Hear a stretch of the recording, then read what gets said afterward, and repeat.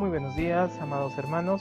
Hemos llegado aquí ya a la lección número 3 de nuestro curso de escatología. Vamos a continuar entonces nuestro estudio acerca de la segunda venida de Cristo, las señales que conciernen a estas y también acerca de las demandas que tiene su iglesia para este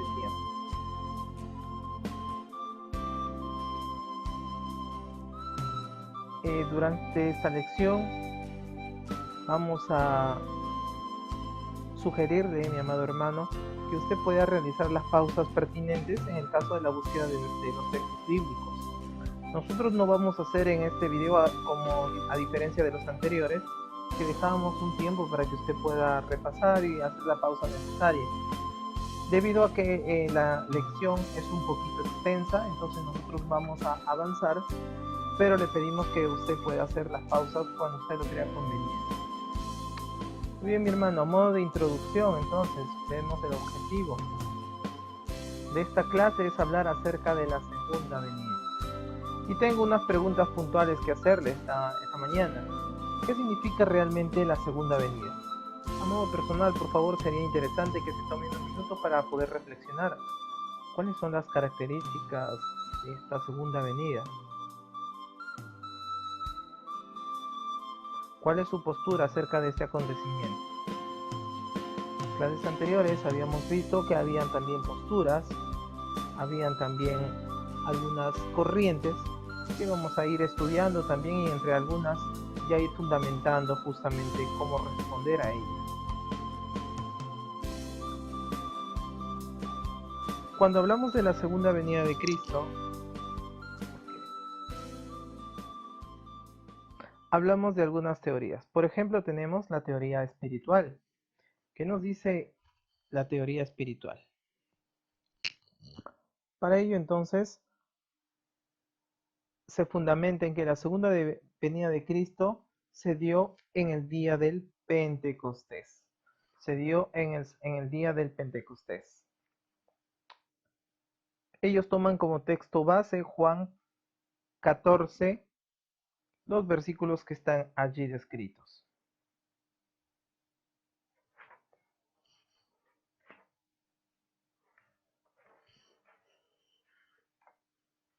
A ver, ¿qué parte de cierto tiene esta teoría? Bueno, lo cierto es que Cristo vino espiritualmente, porque Cristo es Dios, recuerde, Dios en tres personas, por lo tanto podemos decir pues que también vino el Espíritu Santo, ¿no? Que es una de las presentaciones de nuestro Dios verdadero, y por lo tanto Cristo, al ser parte de la deidad, entonces podemos decir pues que sí, a través del Espíritu Santo también Cristo está con nosotros. Sí, es verdad.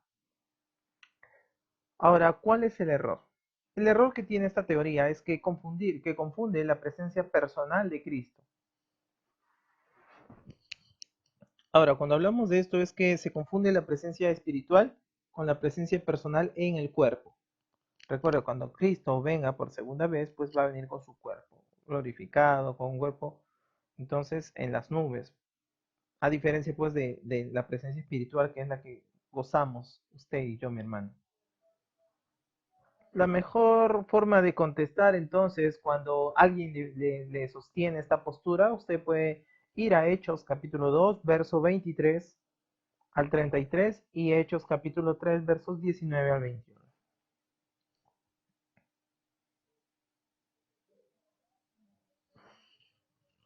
En relación a la teoría del juicio. Entonces, en caso de la teoría del juicio, ellos postulan o ellos sostienen que la segunda venida de Cristo fue cumplida en la destrucción de Jerusalén, cuando se fue realizada la destrucción de Jerusalén. Ellos utilizan como texto base Mateo 24 y Mateo 16. En estos casos, ¿cuál es el elemento de verdad? Bueno, aquí el elemento de verdad es que, en un sentido, la destrucción de Jerusalén fue una manifestación del poder de Cristo en juicio providencial, ¿no? Podemos tomarlo como, en un sentido, la manifestación del poder de Cristo con relación al juicio, pero de forma providencial. Ahora, sabemos que va a haber un juicio final para todos, pero eso ya hemos venido estudiando la semana anterior, en relación al juicio que todos, tanto los creyentes y los impíos, o los que no aceptaron a Cristo, mejor dicho, vamos a pasar. Pero eso es al final, entonces no es de acuerdo a lo que ellos postulan que fue en la destrucción de Jerusalén. Ahora, ¿cuál sería el error entonces? Creo que ya lo mencioné, confundir la manifestación del poder de Cristo en esta circunstancia providencial con la venida de Cristo. Recuerda del Pentecostés también un hecho aislado, ¿verdad? Un hecho particular. La mejor respuesta para ello entonces lo encontramos en estos textos. En Mateo 24 es necesario revisar bien el texto del verso 33. Ya, allí está la clave. Ahora, no se olvide que hay que considerar el contexto. Recuerda, un texto fuera del contexto es un pretexto. También tenemos que Jerusalén fue destruida el 70 después de Cristo y todavía Cristo dice que vendrá. Entonces, miren, recuerden, si dijéramos que pues Jerusalén fue la segunda venida, pues hablamos de que Cristo pues ya no tendría sentido que todavía se siga anunciando que Cristo vendría. Pero en los textos de Apocalipsis, primero de Juan y Lucas encontramos que Jerusalén ya había sido destruida el año 70 aproximadamente después de Cristo y todavía se anunciaba que Cristo vendría. La teoría de la conversión. Ellos sostienen que Cristo cumple la segunda venida cuando uno se convierte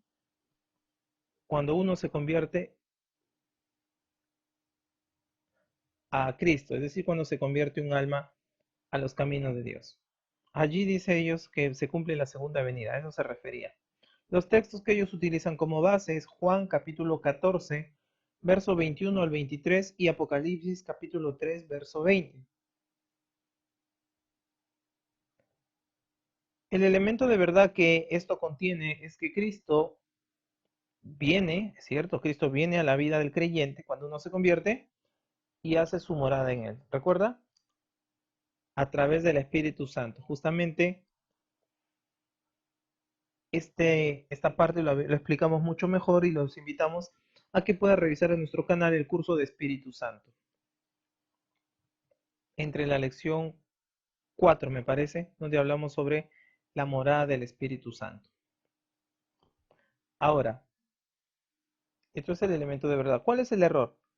Que el error está en confundir la venida espiritual con la venida física de Cristo. Otra vez caer en el error de que la segunda venida de Cristo va a ser una venida física.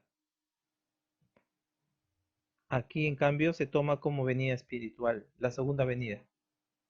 Entonces, ¿cómo hermano puedo yo responder a esto? Muy bien, puede ir a Colosenses 1:27, Colosenses 3 y Filipenses capítulo 3. La teoría de la muerte.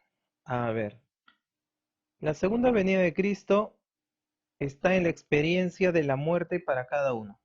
Esto es lo que ellos sostienen, que la segunda venida de Cristo está en la experiencia de la muerte, que todos pasaremos. Los textos que ellos utilizan es Salmos 23:4, Juan 14, verso 1 al 3, y de preferencia enfoquémonos en el verso 3. ¿Cuál es el elemento de verdad? Que Cristo recibe el espíritu del creyente cuando muere. Es decir, ellos sostienen, ¿no? Que, que ellos se fundamentan que la segunda venida de Cristo está cuando uno pasa por la muerte. Bueno, es esta muerte física, ¿no? Entonces, la parte cierta es que Cristo recibe el espíritu del creyente cuando muere. ¿Recuerdas? La habíamos hablado acerca del Hades y también acerca del lugar de descanso ya después de la resurrección de Cristo. Los creyentes nos vamos al paraíso con el Señor,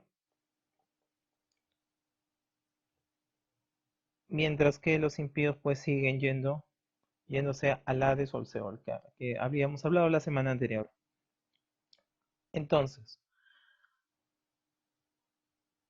En este sentido, toda la pretensión es de ver a Cristo en el cielo y no de su venida. O sea, el enfoque, digamos que la esperanza de esta postura está más en ver a Cristo en el cielo y no fijarse mucho en su venida. Entonces, tener cuidado.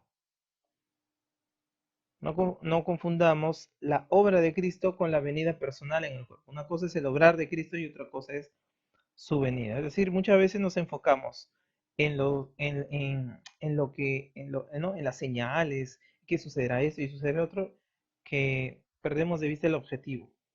Entonces, nuestro objetivo no bueno, sabemos que es bueno anhelar la segunda venida de Cristo y eso es muy, muy bueno, pero nuestro objetivo debe ser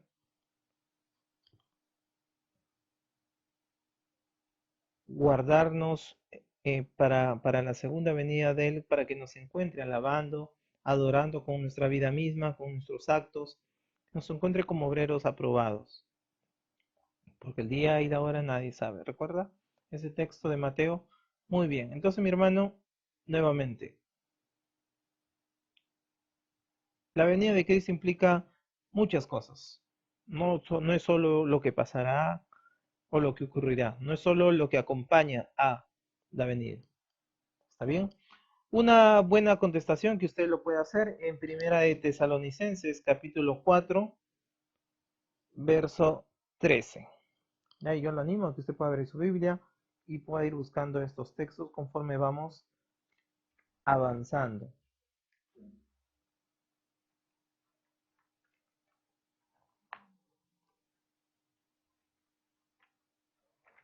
Entonces, Primera de Tesalonicenses, capítulo 4, verso 13, para citar va a decir, tampoco queremos, hermanos, que ignoréis acerca de los que duermen, para que no os entristezcáis como los otros que no tienen esperanza. Nosotros tomamos la segunda venida como la esperanza que tiene el creyente de poder reunirse nuevamente con su Señor. Entonces es nuestro anhelo, nuestra esperanza. Pero no podemos confundir esto, pues, con solo el hecho de, ya quiero verlo, quiero verlo, quiero ver a Cristo, quiero ver a Cristo, quiero ver a Cristo. O sea, no, ese no puede ser nuestro sentir prioritario. Anhelamos todos ver a Cristo, pero nuestra esperanza primordial debe ser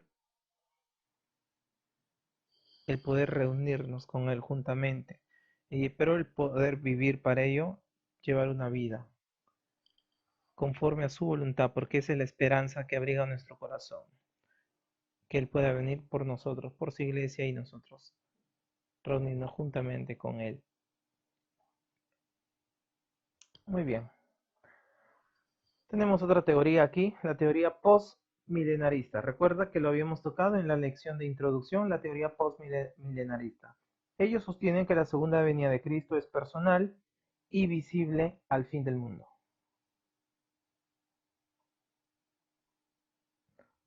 Admiten que la segunda venida es de modo personal y visible, pero lo coloca erróneamente al fin del mundo. Es decir, que ellos sostienen que la segunda venida de Cristo va a ser personal, va a ser visible, pero va a ser al fin del mundo, al final de todo. ¿Qué textos ellos utilizan como base? Juan capítulo 5, Mateo 16 y Mateo 25. Entonces, qué interesante. Ahora, lo cierto es que está basada en una teoría de la resurrección y un juicio general de los malos y los justos. Hasta allí está bien. O sea, considera la resurrección, considera el juicio, ¿no?, general de los malos y los justos. Hasta aquí está bien. Ahora, por ejemplo, en Juan 5:28 que usted lee, habla de la resurrección general según esta teoría. Mateo 16:27 habla de juicio general según esta teoría. Mateo 25:31-46 habla del juicio general de los que vivan cuando venga Cristo, según esta teoría sostiene. La segunda venida de Cristo, mi hermano, está asociada o identifica con la introducción del estado final del mundo. En otras palabras, es el principio del fin. Pero nosotros vamos a estudiar más adelante que esto no es así, que en realidad pues hay años todavía antes que todo esto acabe. Cuando nos referimos al fin del mundo, nos referimos pues a que ya todo terminó, no a que la iglesia terminó y luego los hechos que siguen no se toman en cuenta, no.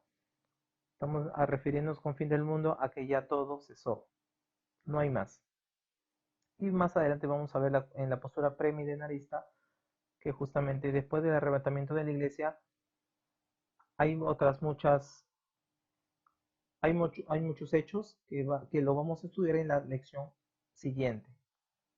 Una respuesta favorable sería Apocalipsis 20.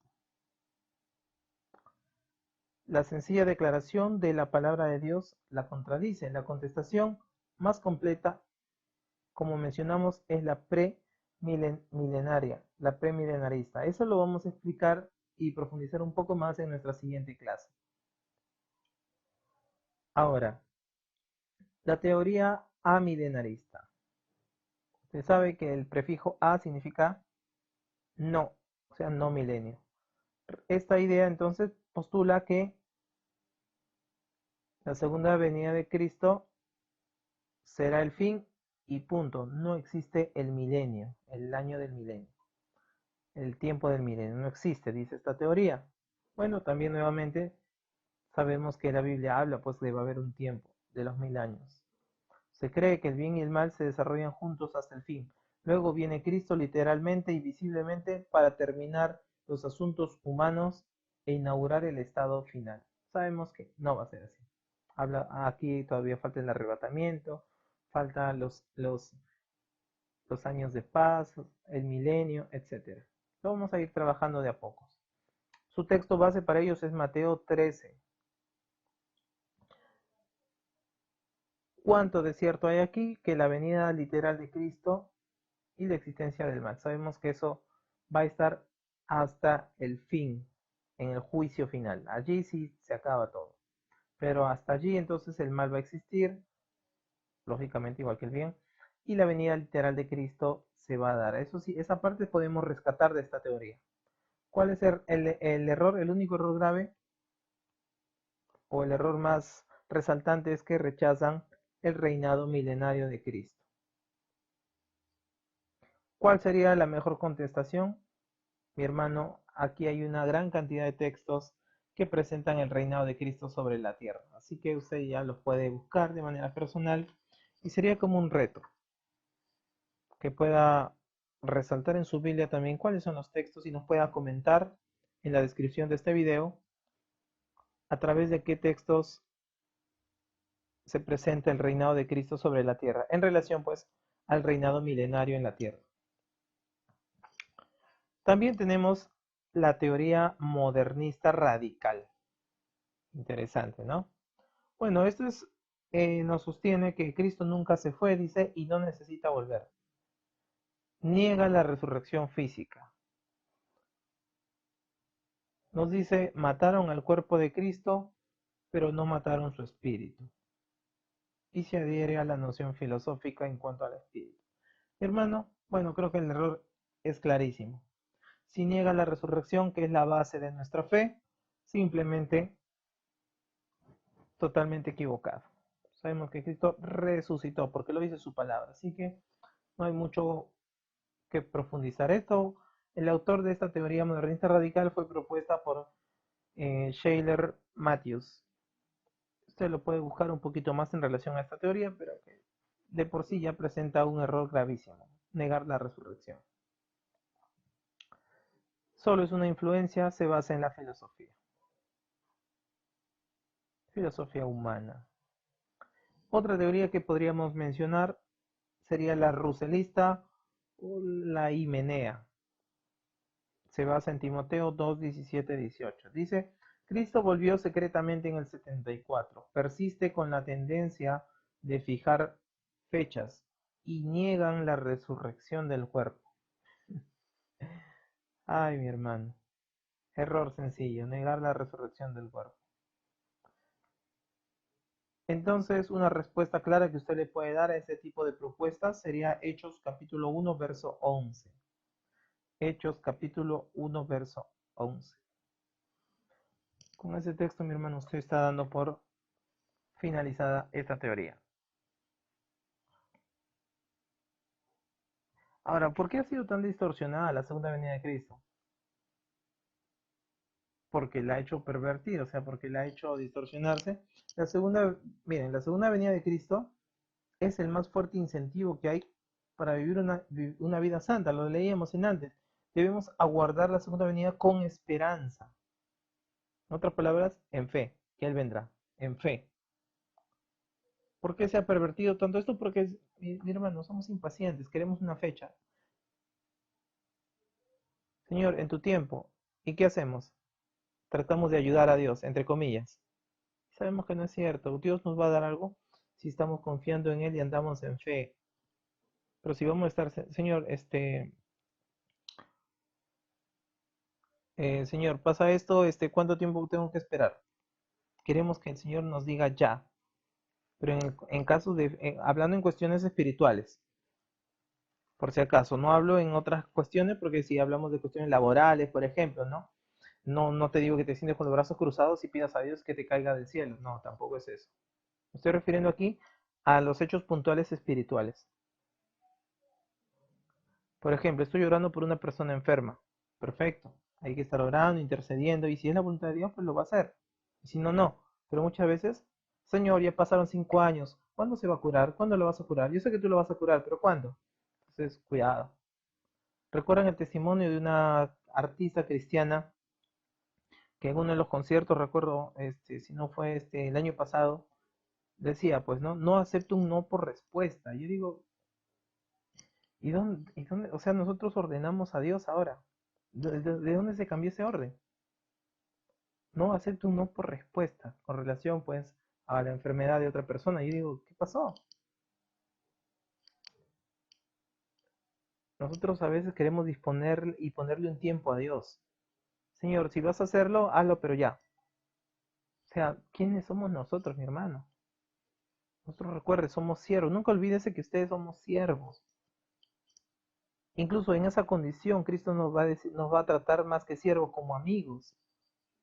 Pero nunca debemos olvidarnos entonces de dónde hemos salido, de dónde hemos estado. No merecíamos ser salvos ni siquiera, pero por la gracia y misericordia de Dios, por ese amor abundante es que usted y yo tenemos este privilegio. Y encima, ahora nos queremos rebelar contra el Maestro. ¿Se da cuenta cuán grave es esta situación? Bien, ahora veamos entonces ya un poco acerca de la doctrina bíblica. Ingresemos a Génesis capítulo 3, verso 15 y Apocalipsis 22, 20.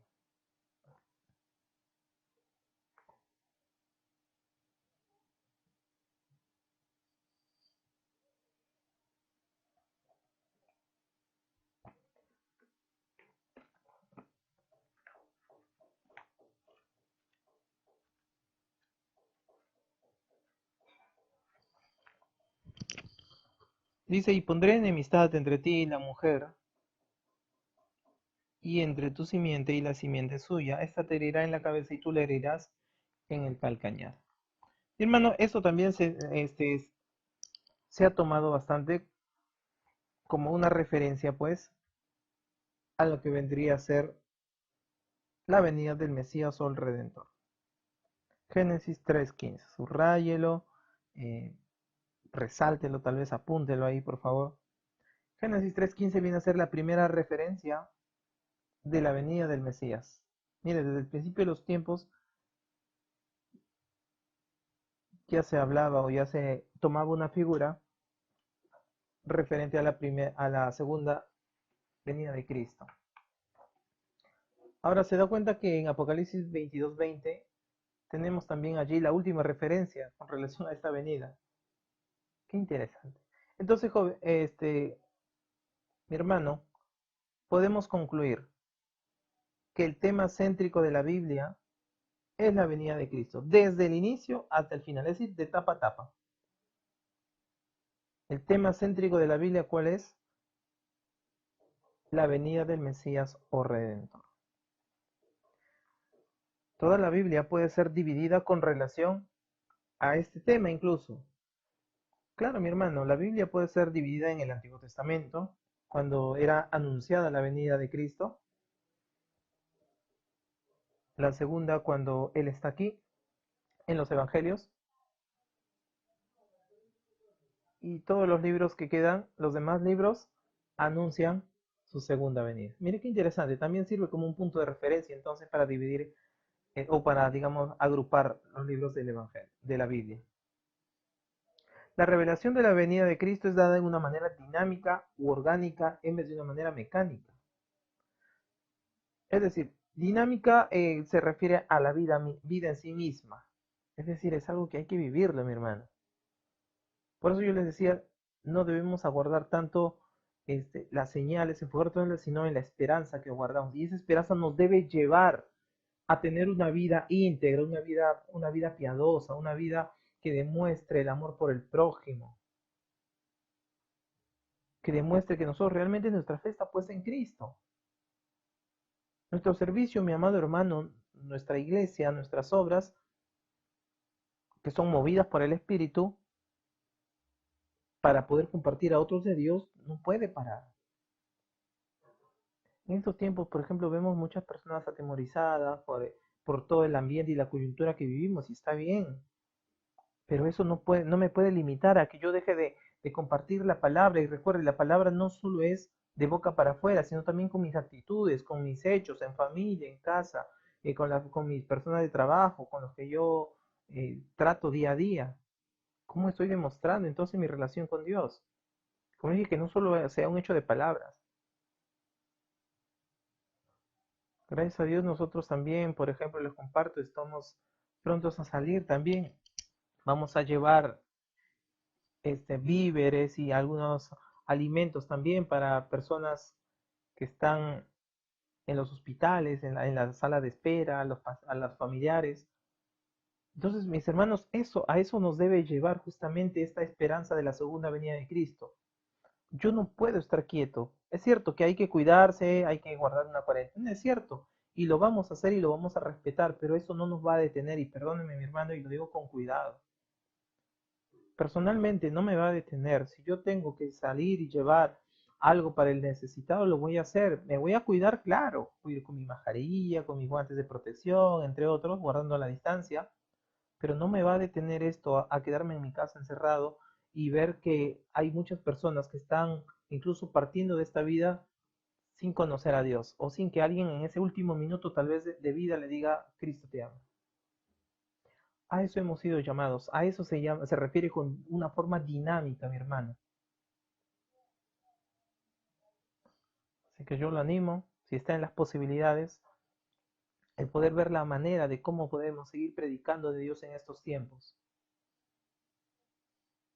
Porque la iglesia, que somos cada uno de nosotros, no puede parar, mi hermano. No puede.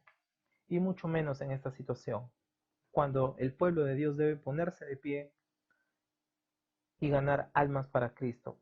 Porque la cosecha, mi hermano, si usted no se ha dado cuenta, está lista, más lista que nunca. Así que es tiempo que podamos salir a evangelizar. ¿Cómo? Que el Espíritu de Dios nos guíe a cada uno a hacer su obra. La segunda venida en el Antiguo Testamento. Bueno, en relación a esto, por ejemplo, se declara que había de venir el Mesías. Tenemos la promesa de una venida. Tenemos allí un texto entonces, Lucas 3:38. Tenemos Mateo 1:2, 1:3, 1:6. A ver, en el Antiguo Testamento se revela muchos detalles acerca del Mesías que había de venir, pero en ninguna parte se declara que él vendría dos veces con un largo periodo de tiempo entre las dos. Ojo, el Antiguo Testamento revela muchos detalles acerca del Mesías que había de venir, pero en ninguna parte se declara pues que él va a venir, ¿no? ¿Sabes que va a venir por un largo periodo de tiempo entre las dos? Tampoco se habla de que va a venir dos veces. Tener cuidado. Había para ellos una esperanza de un Mesías, nada más. Recuerda En Génesis.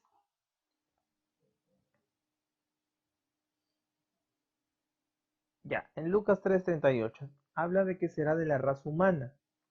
Y allí, si desea, también puede anotar otro texto, Génesis 3:15.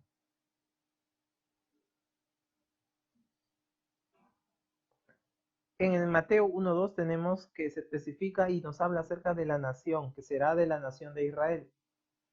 Y un texto que ahí podría apuntar usted también, Génesis capítulo 12, verso 1 al 3. Luego se nos enuncia en Mateo 1:3 que será de la tribu de Judá. Otra referencia lo tiene en Génesis 49:10, perdón. Génesis 49:10. En Mateo 1:6 nos habla que será del linaje de David.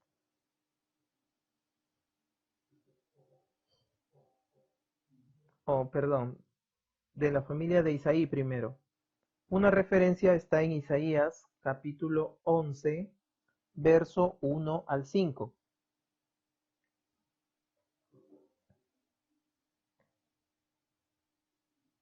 Y con referencia al linaje de David, tenemos otra referencia también en Segunda de Samuel, capítulo 7, verso 1 al 13.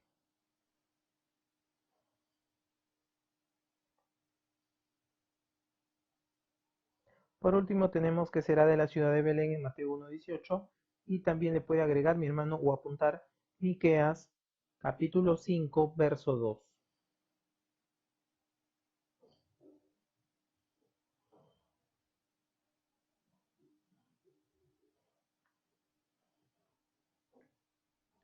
Entonces, nuevamente, en estos aspectos se declara, se revela acerca del Mesías que había de venir en el Antiguo Testamento. Pero en ninguna parte se declara que él vendría 2 veces con un largo periodo de tiempo entre las dos. No hay esa declaración. Ahora hablemos acerca de la doctrina bíblica en relación a la segunda venida de Cristo, pero en el Antiguo Testamento.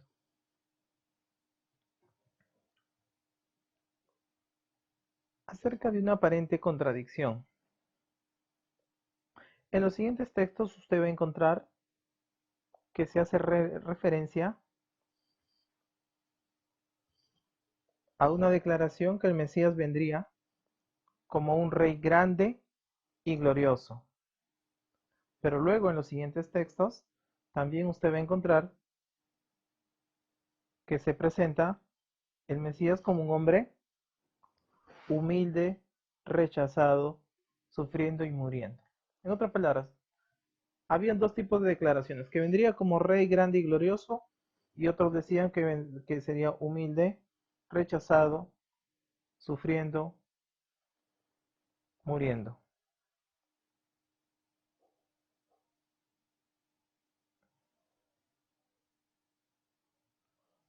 Entonces la pregunta sería, eh, ¿cómo puede ser rey grande y glorioso y a la vez humilde, rechazado y sufriendo?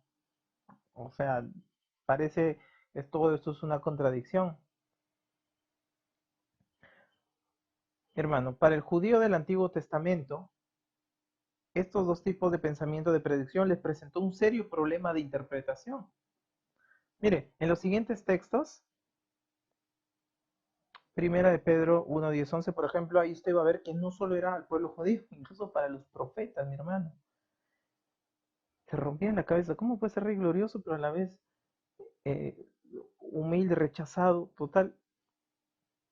Entonces, nosotros podemos decir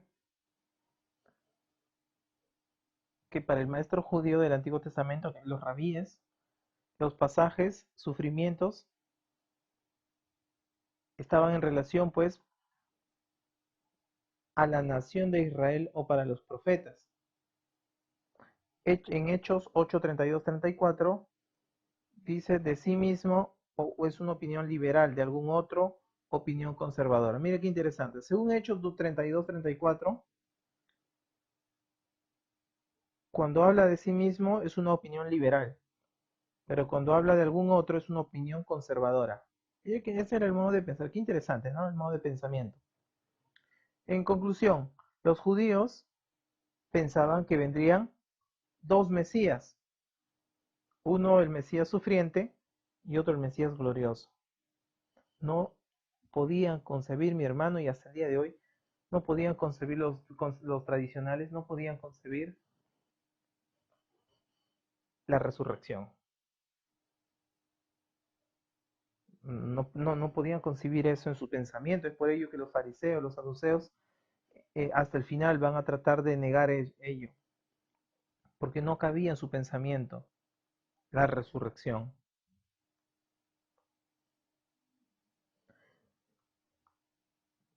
Entonces, si nosotros tratamos de analizar un poquito más, la verdadera explicación de este problema llegó a ser evidente solamente después de la primera venida de Cristo y su propia enseñanza sobre este tema. Mire, en Lucas capítulo 24, él cumplió la profecía del rechazamiento y sufrimiento en su primera venida. Es decir, entonces hablamos de que en el Antiguo Testamento se habían hecho profecías para dos tiempos. Las que hablaban del sufrimiento y todo ello era en relación a la primera venida. Por eso hablamos de que ya en Lucas, aquí se cumplió las profecías de rechazo y sufrimiento en su primera venida.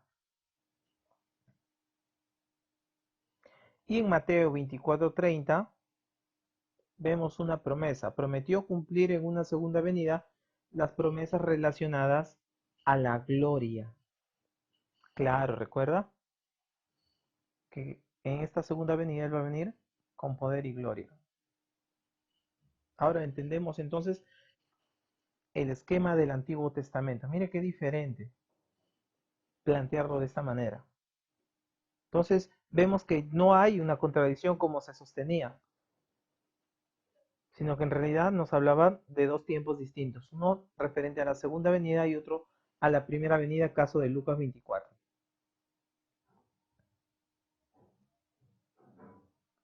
Ahora, a tener en cuenta también que todo pasaje no cumplido en su primera venida pertenece a la segunda venida.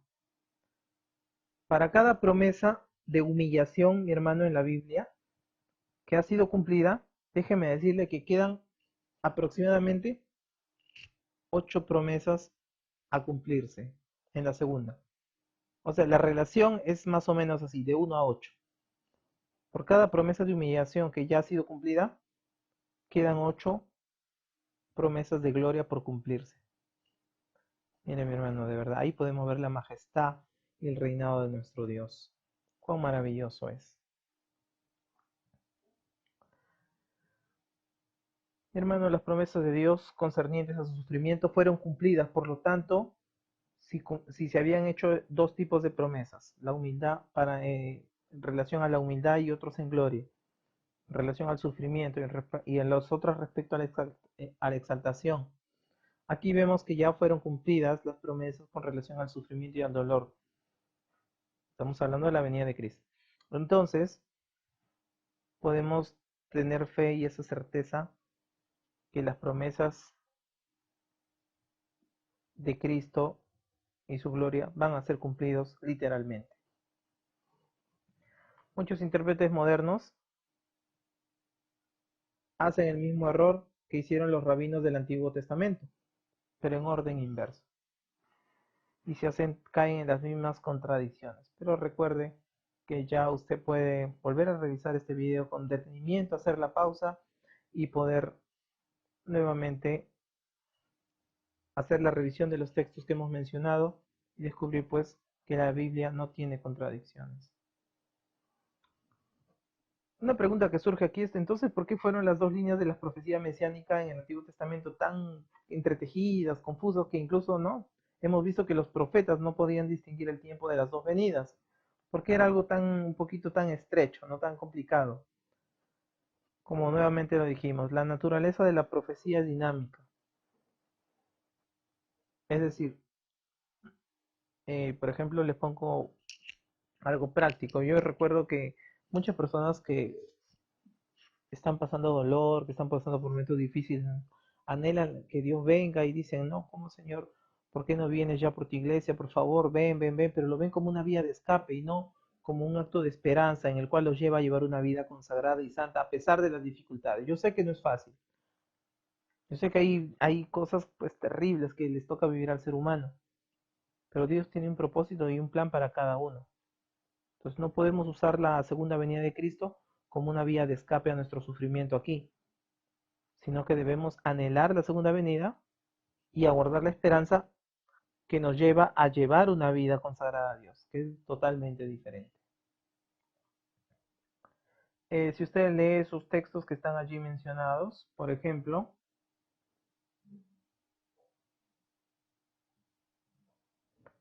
vamos a ver, por ejemplo, que humanamente hablando, la segunda venida de Cristo podría haber seguido de la cruz inmediatamente. Es decir, después de la resurrección de Cristo, Señor pudo haber venido inmediatamente, pero mira que nos ha dado el tiempo para que usted y yo podamos también conocerlo y poder servirle y adorarle. Su infinito amor. Porque si no, usted y yo no hubiéramos existido. Pero Dios en su infinita misericordia permitió que hasta este tiempo podamos gozar de las bendiciones de Él. Ahora, no sabemos cuándo vendrá. Tal vez como, como era el pensamiento paulino. Al inicio de su ministerio, Pablo pensaba que Cristo ya vendría. Entonces, mire qué interesante. Si Pablo pensaba eso, imagínese pues usted y yo, entonces ya han pasado más de, más de 2000 años ya casi. Entonces yo digo, pues no, wow. Ya entonces si parece entonces ya se esperaba la segunda venida de Cristo, ahorita con mayor razón, con mayor razón.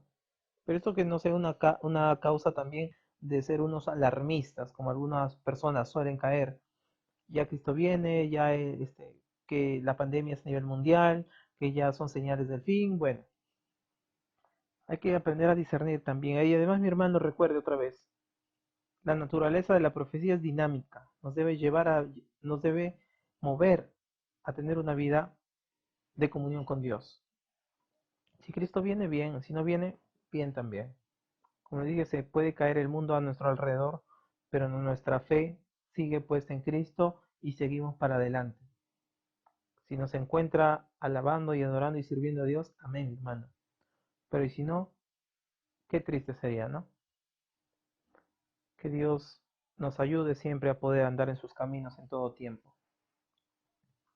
Entonces, la eliminación del elemento del tiempo ha hecho de la segunda venida de Cristo una posibilidad inminente. Y esa es la esperanza bienaventurada del creyente. Bueno, ahora veamos entonces con relación al Nuevo Testamento. Mi hermano, y de frente, discúlpeme que sea muy directo, pero el término segunda venida no se halla en el Nuevo Testamento, no aparece directamente no aparece. Pero sí está repleto de ideas sinónimas o sugerencias que se hacen con relación a la segunda venida. Y por allí le coloco los textos, Juan 14:3, Hebreos 9:28. También ha sido sugerido que Cristo habló no de una segunda venida, sino de varias. Miren, algunos han sugerido ello y se basan en los siguientes textos, de Juan y de Apocalipsis. Pero nuevamente queremos aclarar, estas varias venidas nunca se confunden en el Nuevo Testamento con ese acontecimiento escatológico grande y final que llamamos la segunda venida. ¿Ya? Así que vamos a tener cuidado. Muchos sugieren, estudiosos sugieren, ¿no?, que se habla de varias venidas, pero ninguna de esas se va a comparar pues con el hecho que hablamos de la segunda venida que vendrá en poder y gloria y será para llevar a su iglesia. Bien, aquí veamos ahora el término griego utilizado en estos textos es el horcómenos, que quiere decir el que ha de venir, el que ha de venir. Este ejemplo se usa como un nombre definido o técnico del Mesías. Ese término se usa como un nombre definido o un nombre técnico del Mesías. Por ejemplo, también usted puede comparar, ¿no?, Mateo 11:3 con Salmo 118:26, lo puede comparar. Y tiene también Mateo 21:9. Estos textos Estos textos también de Apocalipsis, por ejemplo, son aplicados a la divinidad, es decir, están diciendo el que ha de venir. ¿Quién va a venir? Aplicado a la divinidad decimos que ha de venir Dios.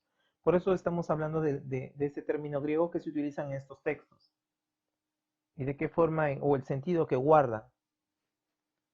En Hebreos 10:37 se aplica a la segunda venida una sola vez.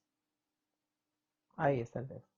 Hermano, nuevamente yo le recomiendo que también, si usted quiere profundizar un poquito en los términos griegos utilizados, por favor puede ir a la página del diccionario Logos, que está en internet y es totalmente gratuito, y ahí usted puede revisar término por término también el significado y la aplicación de este texto según los versículos mencionados. Ya en el material, cuando usted se lo descargue, le voy a dejar el link para que pueda ingresar a esa página y pueda usted mismo buscar los textos y hacer un estudio más personal acerca de estos términos griegos.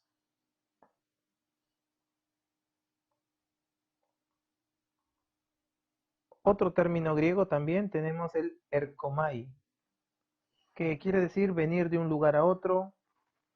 Se refiere en propias palabras al acto de venir. Venir de algún lado, pero vienes, venir.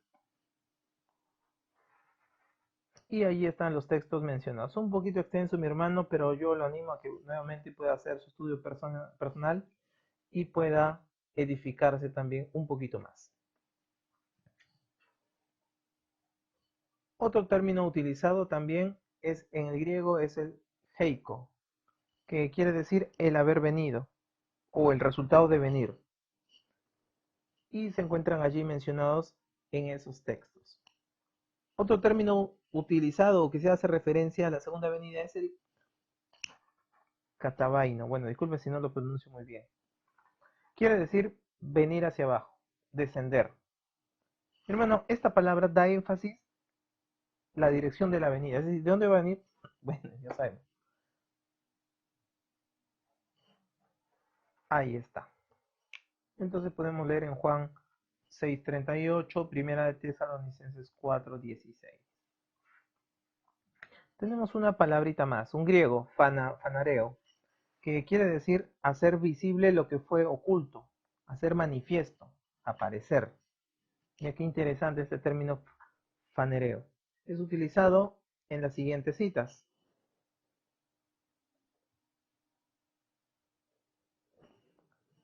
Referente a la segunda venida, se traduce como manifestar, aparecer. Es decir, se va a revelar, ¿no?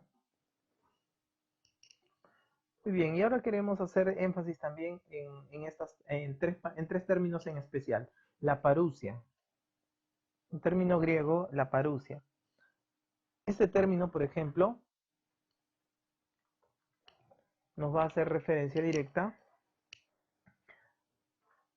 a la segunda venida de Cristo. La palabra es una palabra eh, que es más frecuentemente usada en las escrituras, relacionadas pues para describir el entorno de Cristo.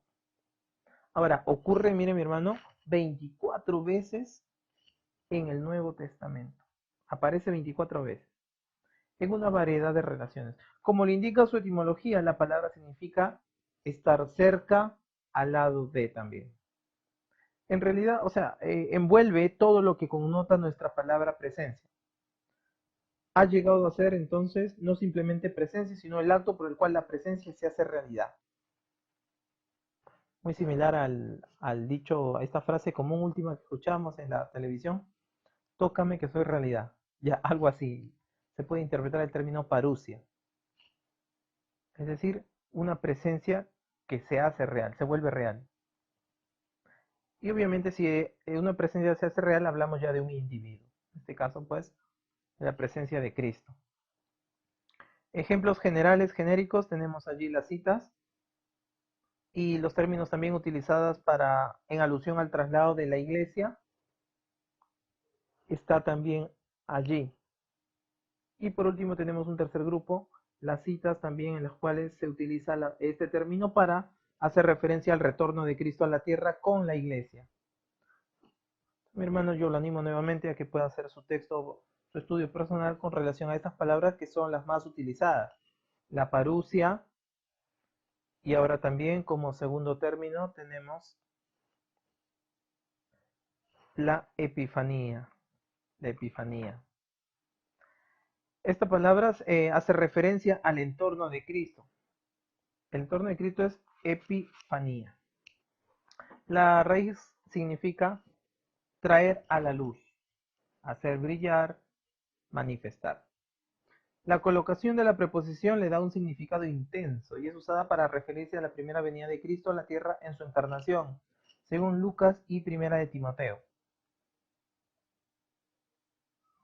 Según estos textos, entonces usted encuentra que se hace referencia a la primera venida, como una manifestación de Cristo, epifanía. Pero cuando se usa para indicar el retorno del Señor, hay dos ocasiones en que se utiliza este texto también, y que se refiere al traslado de la iglesia. Y también hay dos ocasiones en que parece referirse a la segunda venida de Cristo. Referente al traslado de la iglesia, allí tiene usted los textos de Primera de Timoteo y Segunda de Timoteo.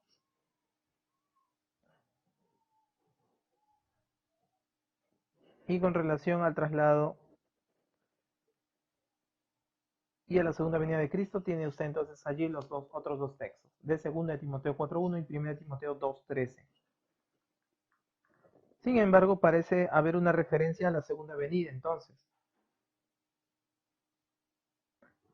El énfasis dado a la verdad en el uso de epifanía, de este término, es asegurarnos que Cristo realmente aparecerá, que Él será visto y se manifestará de una manera visible. En otras palabras,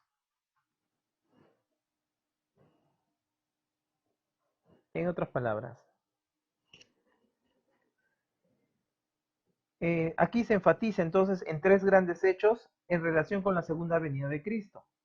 Cristo estará visible, por consiguiente su gloria se revelará plenamente y Él mismo se manifestará en plenitud. También hemos visto que se refiere pues a la palabra, a la encarnación, al traslado de la iglesia, a su segunda venida. Por eso, como conclusión, podemos decir que es una manifestación o revelación que traerá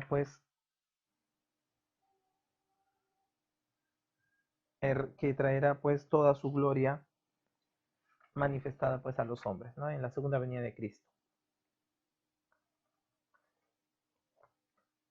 Ahora, nosotros entonces como características, para ya establecer unos puntos principales a nivel general, podemos hablar que Cristo, una característica de la segunda venida es que vendrá personalmente. Si queremos establecer ya, entonces definir los puntos que dan columna a la segunda venida de Cristo. Vendrá personalmente, vendrá tal como se fue. Este mismo Jesús en cuerpo visible. Así vendrá como les habéis visto ir. Hechos 1.9 es la interpretación del 1.11. Viéndolo ellos, una nube le recibió y le quitó de sus ojos. También cuando usted revise primera de Juan 3.2, le veremos como Él es. Apocalipsis 1.7 y todo ojo lo verá. Mire mi hermano, entonces. También podemos decir que va a venir en gloria. Allí están los textos de referencia. Vendrá con gran poder y fuerza, no solo con autoridad. Se da cuenta que allí ya sería el cumplimiento entonces de las promesas del Antiguo Testamento. Con gloria y majestad. Muy bien, aquí está. Ojo que esta gloria es la gloria externa y visible de Dios. Juan 17.5 y Juan 1.14. Sí, entonces son textos adicionales, me parece que no están allí. Cuando dice vendré en gloria, esta gloria es la gloria externa y visible de Dios. ¿Sí? Ahí le doy los textos, Juan 17.5 y Juan 1.14, adicional a los textos que allí ya tiene. Ahora, ¿cuál es la naturaleza de esta gloria? Muy bien, tome nota por favor. La naturaleza de esta gloria, Mateo 17.2, Marcos 9.3, Lucas 9.29-32 y Salmo 104.2. que son los textos que también están allí en su material. Así es. Quería saber si estaba distraído. Muy bien.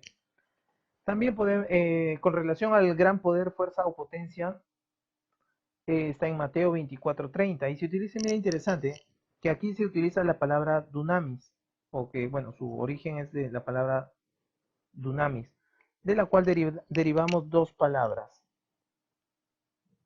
que representan los dos aspectos del poder. Primero, el poder destructivo, dinamita, y dínamo, el poder constructivo. Mire, da origen a esas palabras, ¿no? Dunamis, perdón, da origen a dinamita y dínamo. Dinamita, poder destructivo. Dínamo, poder constructivo. Cuando Cristo estuvo aquí la primera vez, nunca utilizó este poder aparte del Espíritu Santo y el Padre. Es decir, ¿se acuerda? Se limitó. Claro, si no recordemos cuando fue tentado. Satanás lo invitó muchas veces, tírate de este pináculo, pero él nunca lo hizo.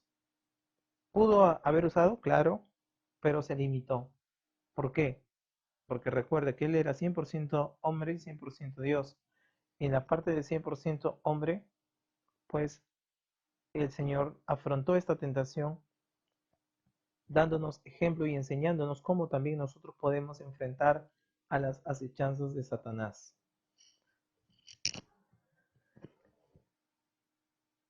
Luego nos dice también que Cristo utilizó este poder que él tenía para sí, no lo utilizó para sí mismo, pero sí para otros. ¿Te acuerdas cuando hacía milagros? Ah, entonces lo utilizó para los demás, no para el beneficio propio.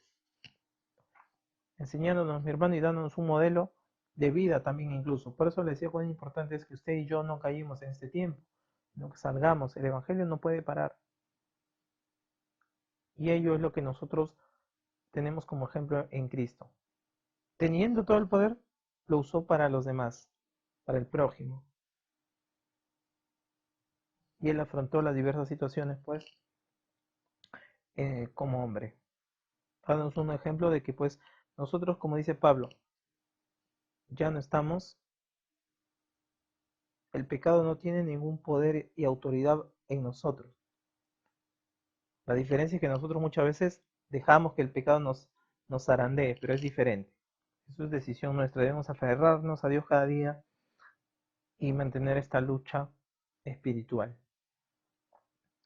Luego también otra característica de la segunda venida es que vendrá acompañado por ángeles.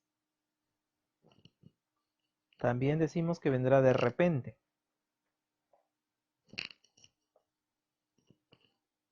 Otra característica adicional es que vendrá inesperadamente. Y ojo, aquí hago un hincapié. Inesperado es para aquellos, para los que no creen, para el mundo incrédulo, para la iglesia apóstata. Por eso dice su venida será como un ladrón en la noche y un lazo para el verdadero creyente. Claro, mi hermano. Claro que sí. Eso lo puede buscar en Primera de Tesalonicenses. Apúntelo, por favor, no está aquí. Primera de Tesalonicenses, capítulo 5, verso 1 al 5. Para el no creyente, pues, será como un ladrón. Pero para el creyente es un símbolo de esperanza y será hecho realidad, una manifestación esperada, el cumplimiento de algo que estábamos anhelando. Entonces, mire cuán diferente es esto. Por eso se llama inesperado. Inesperado porque no lo espera. El que no cree en Dios no lo espera. Pero nosotros que sí aguardamos, entonces no podemos, para nosotros no va a ser entre comillas una sorpresa, porque va a ser cumplido nuestro anhelo de poder estar con Cristo. En cambio, para el que no tiene sentido de esto, pues, ¿pero qué pasó? Pero yo no creía. Ah, ahí está, pues. Aquí está justamente esa iglesia que no cree, la iglesia apóstata, los que dicen, no, yo creo en Dios pero a mi manera. Bueno, que Dios nos cuide de tener esos pensamientos. Y si los tenemos, llevémoslos siempre a los pies de Cristo. Bien, mi hermano, otra característica, ahí están. Vendrá un suceso complejo, mi hermano, de dos fases, cubriendo un periodo de tiempo, incluyendo toda una serie de acontecimientos. Como le mencionaba, en la posición premilenarista que estamos exponiendo nosotros, vamos a ver un suceso complejo y la próxima lección vamos a ver un pequeño diagrama donde resumimos estas ideas planteadas a grosso modo. Primero, en las dos fases que vamos a ver es el arrebatamiento de los santos, la fase secreta, en Primera de Tesalonicenses 4. Y luego viene la fase de la manifestación de Cristo con la iglesia en una fase ya abierta, la revelación, Segunda Tesalonicenses capítulo 1. Ojo que ambas fases se hallan también en Segunda de Tesalonicenses capítulo 20, verso 1 y el verso 8. ¿Está bien? Entonces allí, mi hermano, usted puede ver cómo ya estamos respondiendo a las teorías anteriormente planteadas, sustentándolo con los debidos textos bíblicos. Ahora, el tiempo en su venida. Leamos por favor Marcos 13:32, Hechos 1:6. No hay manera alguna para determinar cronológicamente el tiempo, ya que la edad de la gracia es indefinida en duración, o sea, no hay una duración que nos diga. Y fue la imprevista, es decir, fue contingente.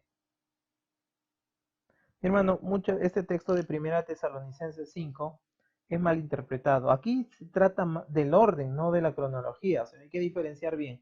Cuando usted lea este texto, por favor, le pedimos que considere que está hablando acerca del orden, no de una cronología. Por eso luego va a haber en diversos medios, ¿no? La numerología, las culturas antiguas predecían esto y empiezan a hacer cálculos diversos.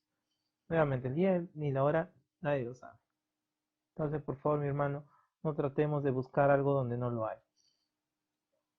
Aguardemos con esperanza gloriosa y llevando una vida santa todos los días, o tratando de llevar una vida piadosa, conforme al corazón de Dios, aguardando nuestra esperanza. Pero recuerde la impaciencia que llevó a que el hombre postule tantas teorías en contra de lo que plantea la Biblia. Recuerde, la Biblia no es un libro de cálculo, precisamente. Aquí en la Biblia el mensaje es la segunda venida de Cristo y cómo el hombre debe vivir anhelando cada día ese momento. Punto. Recuerde, el objetivo de la Biblia es la salvación del hombre, para que cuando venga Cristo pueda gozar juntamente con él en el paraíso. Si ese es el fin, entonces no es un libro cronológico literalmente. Va a encontrar algunos datos, algunas fechas, sí, pero no es un libro propiamente pues para establecer cálculos con relación a la segunda venida de Cristo. Ahora, el tiempo, mi hermano, es siempre inminente. El tiempo es siempre inminente. Es decir, puede suceder en cualquier momento. En el texto de Lucas 12, por ejemplo, esta es una admonición a velar, es decir, es un llamado a velar, a estar velando siempre. Recordará la parábola de las 10 vírgenes. Claro, el, el Señor, el amo, puede llegar en cualquier momento. El novio puede llegar en cualquier momento. La iglesia es la novia, recuerde, de Cristo. Entonces, puede venir en cualquier instante. La pregunta es si nos va a encontrar preparados, aguardando, o nos va a encontrar durmiendo. Ah, no, este año no viene. No, mira, hay pandemia, ahora sí debemos aguardar la segunda venida. No, mi hermano, es en todo tiempo.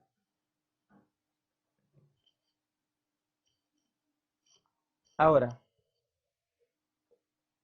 a modo de conclusión, entonces ya mi hermano, para ir cerrando este tema un poquito extenso, la enseñanza postmilenaria, que es la que más ha incidido en estos tiempos, nosotros podemos decir que Cristo vendrá, dice, después del milenio. Sabemos que eso no es cierto, lo hemos demostrado a través del texto bíblico. La iglesia traerá el reino de la misma forma. Sabemos que no es un proceso de que la iglesia va a traer el reino, lo va a hacer Dios por voluntad divina. Nosotros no vamos a traer el reino, por favor, tengamos cuidado. El mundo se mejorará gradualmente, se mejorará progresivamente. En otras palabras, el hombre va a encontrar una mejora para nosotros. Tampoco es así, mi hermano. Usted sabe, el hombre nació en pecado y por causa de eso es la que tenemos estas malas intenciones, los malos conceptos, los malos pensamientos, entre otros. Pero eso ya no gobierna en el caso del creyente, pero estamos aún en este mundo. Al final vemos además, mi hermano, Dios permite que los científicos, la ciencia avance, pero ¿qué es lo primero que se forma? La bomba atómica. ¿Qué es lo primero que se forma? Las bombas nucleares. Hermano, entonces, lastimosamente, el hombre va mejorando, entre comillas, su avance en sus estudios, en la parte tecnológica, pero lo usa para el mal. Entonces no podemos hablar que el mundo va a mejorar de esa forma. Las profecías del Antiguo Testamento son espiritualizadas y cumplidas por los científicos. Mire qué importante y qué interesante que hemos ya descubierto que las profecías del Antiguo Testamento, algunas eran para la primera, otras para la segunda, y también que se habla de un orden, no de una cronología. Y aquí, por último, esta postura sostiene que la primera resurrección de Apocalipsis 20 es espiritual. Bueno, ya creo que es obvia las respuestas. Miren, esta postura de verdad que es un poquito compleja. También nos dice que habrá una sola resurrección general, que habrá un solo juicio. Y ya hemos descartado esa idea. El robo cometido por esta doctrina, entonces, ha causado a la iglesia apropiarse del poder temporal. Yo tengo el poder. Bueno, roba al cristianismo su confianza en el claro significado de las escrituras. Claro, hace dudar de las escrituras, pero ¿habrá dicho eso? Roba a la iglesia de su esperanza bienaventurada. Esa esperanza, recuerde, es esperanza dinámica. Claro, ya si ya tienes el número, entonces ya sé qué fecha va a venir, entonces minutos antes me convierto a Dios. Tampoco es así. Roba a Israel de todas sus promesas. Recuerda que hay una promesa para los judíos y otra promesa para los gentiles. ¿Sí? Ya en algún momento tocaremos la diferencia entre los libros, pues, entre Isaías, parte de Malaquías y parte también de Apocalipsis. Daniel también está allí. Entonces son libros en los cuales tienen digamos así, tienen sus partes que se pueden aplicar para la iglesia en general y partes que son para los de Israel, para el pueblo israelita. Se roba a Cristo de su trono, el trono de David. Se roba la tierra de su liberación. Roba la misión de la iglesia. Lo hace tan simple. Roba la Biblia de sus amonestaciones. Es decir, pero la Biblia te dice que hay que vivir consagrado, hay que estar en una esperanza dinámica. No, ¿para qué vas a hacerlo? ¿Para qué? Total, al final Dios ama a todos, entonces nos va a salvar. El mundo va a mejorar. ¿Te das cuenta? Con esas ideas entonces nos roba la esencia del cristianismo. Roba la obra expiatoria de Cristo, de su bendición, de su bendito resultado. Claro, ¿qué sentido tiene que Cristo, pues, si nunca murió, como ellos dicen, si nunca murió, la amilenariza, ¿se acuerda? Si nunca murió, entonces, no, Cristo no murió, murió en el físico, pero no en el espíritu. La obra expiatoria de Cristo de su bendito resultado. Entonces,